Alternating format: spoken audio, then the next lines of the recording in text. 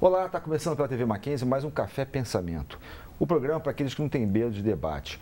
Hoje nós temos aqui a presença da professora doutora Marili da Silva Vieira, que irá falar sobre o seu doutorado, que teve como título Tornar-se professor em uma escola confessional, um estudo sobre construção da identidade do professor. Ela fez esse doutorado na PUC São Paulo. Professora, muito obrigado por ter aceito aqui o nosso convite. Obrigada. Eu sei que a professora está aqui trabalhando na casa, numa coordenadoria de apoio à docência. E, enfim, nós temos falado, aliás, em outros programas, a respeito dessa identidade do professor. E eu queria saber como é que foi esse trabalho aí de doutorado que a senhora fez? Olha, foi um trabalho muito difícil. Partiu de uma necessidade. Eu já trabalhava com professores, eu trabalhei com coordenação pedagógica há 20 anos. E na coordenação pedagógica você trabalha com formação de professor. A senhora trabalhou onde exatamente? No Colégio Batista Brasileiro. Tá. No Colégio Pio XII de São Paulo, trabalhei em duas escolas e vim para cá para o Mackenzie também, trabalhar no sistema Mackenzie de ensino. Certo.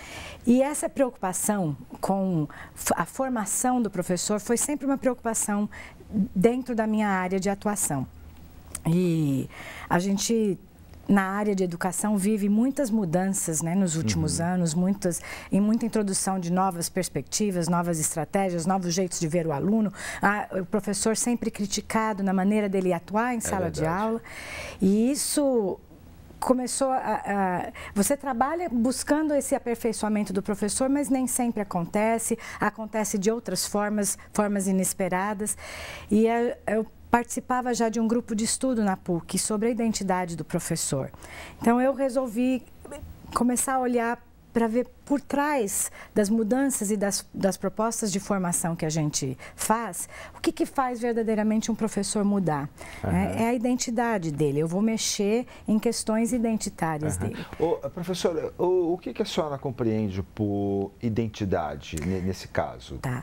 Eu trabalhei muito com o teórico, o sociólogo Claude Dibar. E na teoria dele, e eu me apropriei disso, a identidade, ela é a forma que o indivíduo expressa o mundo interno dele e esse mundo na convivência com os outros. Então, dentro de uma instituição, né, a identidade profissional que nós estamos falando, a instituição, os seus líderes, seus gestores fazem para o professor, os alunos, os pais, atribuições de como ele deve ser, de como ele deve agir, do que ele deve fazer, do que caracteriza esse professor dentro da instituição. E o professor negocia com essas atribuições. Ele assume algumas como eu concordo, né? Pertence a minha, eu tenho que ser um líder, eu tenho que ser afetivo, eu tenho que ser ele vai assumindo algumas como pertenças.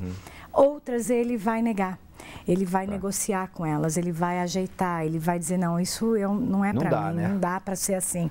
E vai negociando. Esse processo de negociação é o que vai constituindo a identidade dele como professor. Mas deve ser muito sofrido, né, não? Porque dependendo da instituição em que se está, essas negociações se tornam muito problemáticas, né? Porque a partir do momento em que o educador ele tem um background, ele tem uma formação valorativa, e, por outro lado, as instituições educacionais também possuem o seu conjunto de valores, fazer essa negociação, às vezes para o professor, torna-se difícil, né? E aí, como é que é isso? Porque isso deve trazer uma angústia para o professor, não?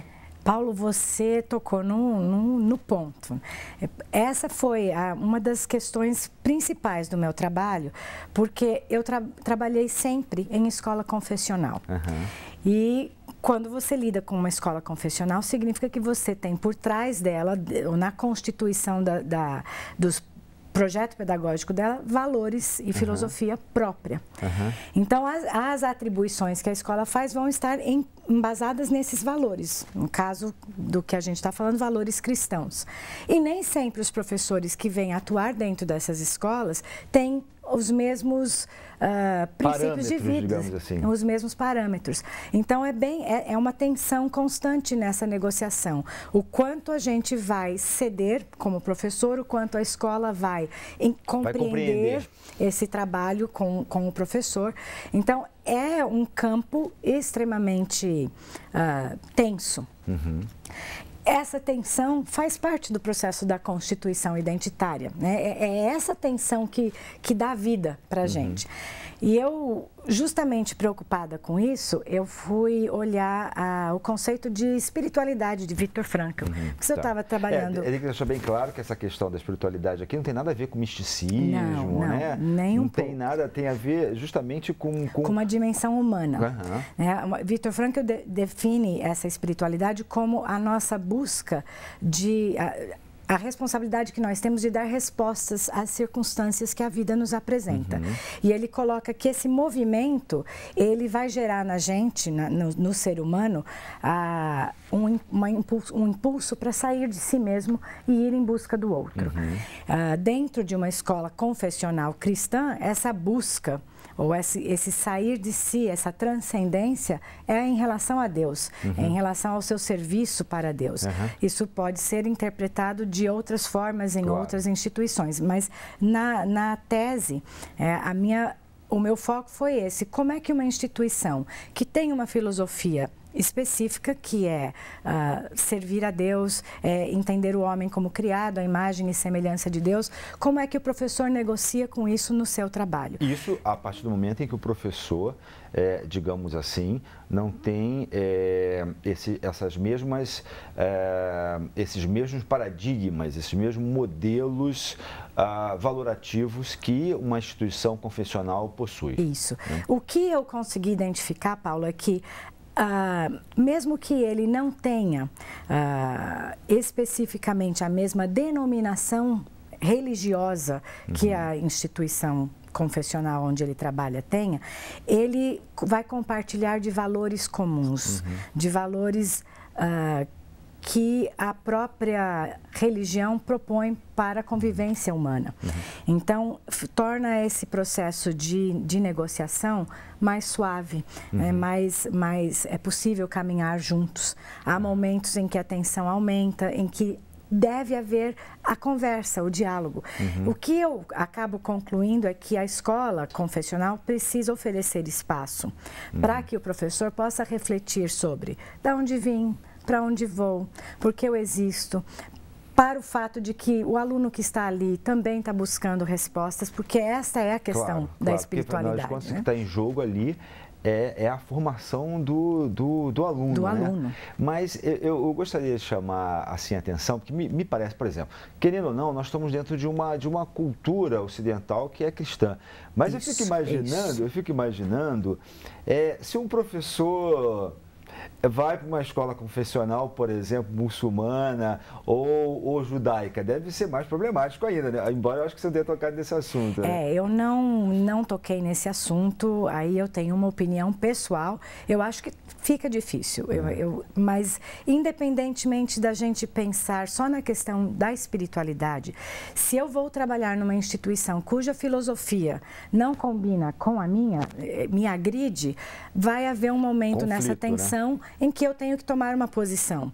E essa posição é às vezes, de romper, olha, até para poder o valor humano da convivência sobreviver, eu tenho que romper em termos de trabalho, não combina a nossa filosofia.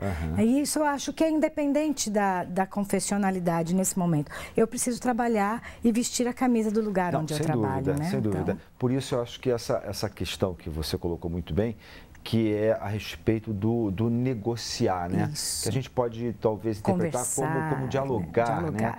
Porque, de novo, né, nessa questão que está em jogo a formação do aluno e mais do que nada, e a constituição do professor e, acima de tudo, é o aprendizado de ser humano.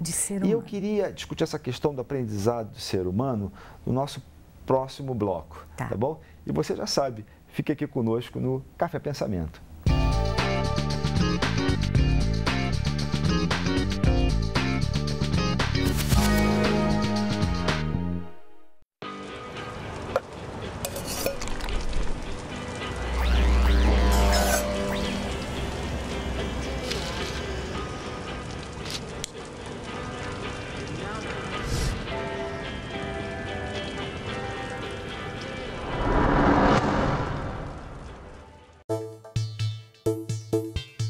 Suas ideias têm futuro. Empreender, parcerias, inovação, ideias, recursos financeiros, plano de negócios. Se você tem uma ideia de negócios ou se já possui uma empresa, a incubadora de empresas Mackenzie poderá ajudar no seu desenvolvimento. Não perca esta oportunidade. Venha nos conhecer.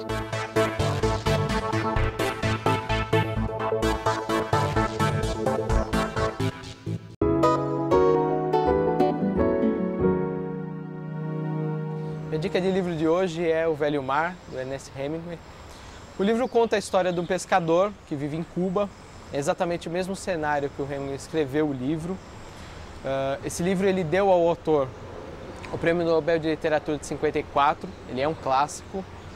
E eu indico, além por ser um clássico, claro, é porque ele mostra a superação de um pescador que passa 84 dias no mar, sem pescar nada, e depois ele volta para o mar sem nenhum ajudante e fica à deriva e acaba pescando um peixe que aqui a gente chama do peixe espadachim, né? E ele acaba amarrando no barco para trazer para a ilha, só que durante o trajeto entre alto mar e a ilha, ele acaba sendo atacado por tubarões e ele passa toda essa dificuldade em relação...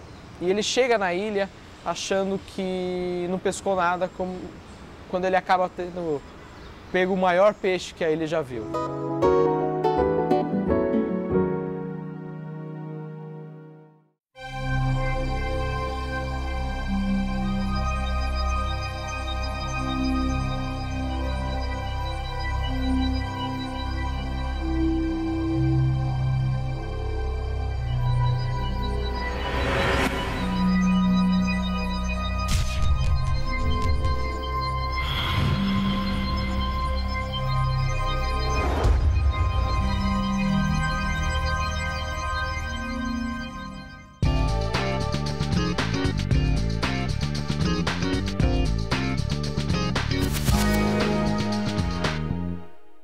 Estamos de volta ao Café Pensamento, hoje entrevistando a professora doutora Marili da Silva Vieira, que está falando para nós sobre a formação identitária do professor, principalmente relacionada às escolas confessionais.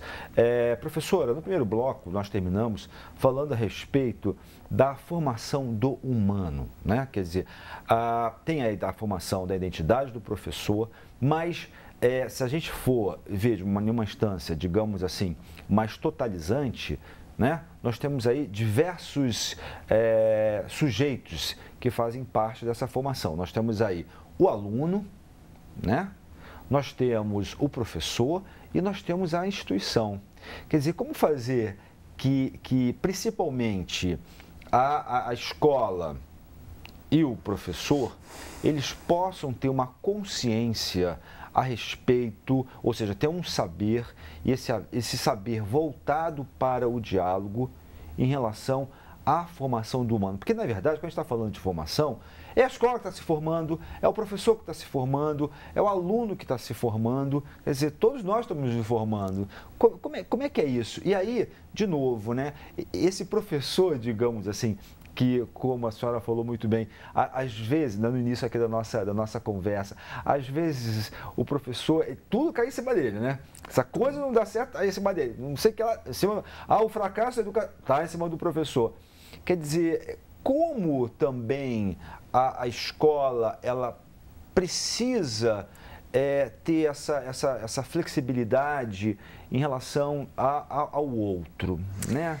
Porque se nós estamos falando, inclusive, de cristianismo, né, uma das bases, penso eu, do cristianismo é estar aberto ao outro, né?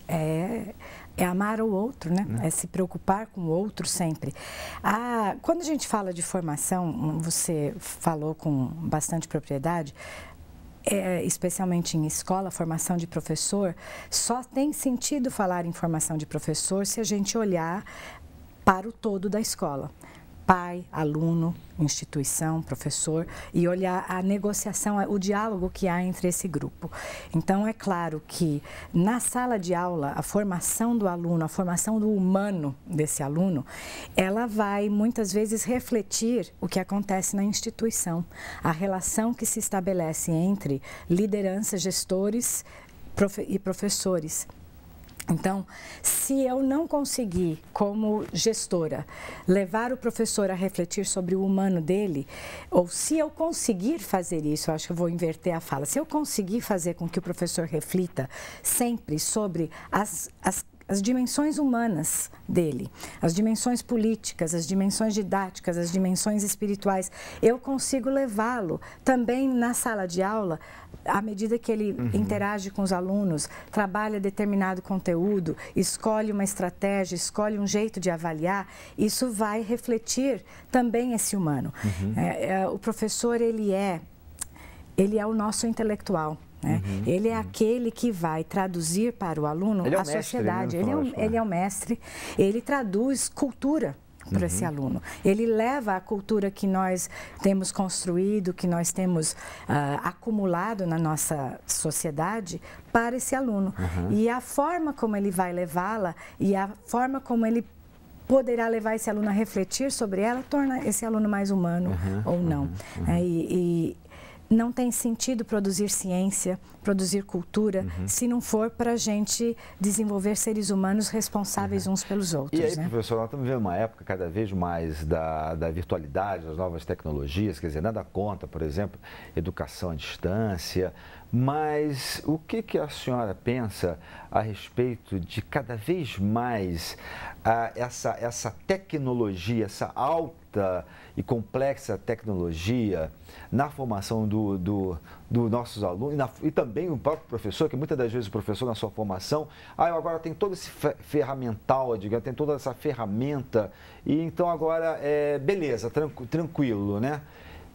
Essa tecnologia muitas das vezes não dificulta essa formação do humano? Eu não diria que dificulta. Eu acho que ela é uma ferramenta. E se eu conseguir manter em equilíbrio, novamente, nas perspectivas corretas, qual é o sentido da minha vida, o sentido da minha profissão, que é o outro, essa ferramenta pode ser utilizada também para isso. A gente percebe muitos alunos adolescentes, eu trabalhei 20 e tantos anos com essa faixa etária, o quanto eles entram nesse mundo virtual e tecnológico, e se eles tiverem um adulto, uma pessoa, um mestre que acompanha essa discussão, esse diálogo, ele vai refletir sobre a humanidade, né? Que fica muito mais à disposição dele do que antigamente. Agora, né? Professora, fica mais uma tarefa para o professor, né? Quer dizer, ele tem que dar conta das questões valorativas da instituição na qual ele está. Ele tem que dar conta das novas tecnologias. Ele tem que dar conta do dia a dia com o aluno, negociando também com o aluno, né? Nossa, mas é difícil ser professor, né? Pois é. Qual é a identidade do professor? Qual é a identidade do professor? Essa é uma questão que hoje em dia você tem vários autores discutindo na França, Canadá, Brasil. Você tem essa discussão de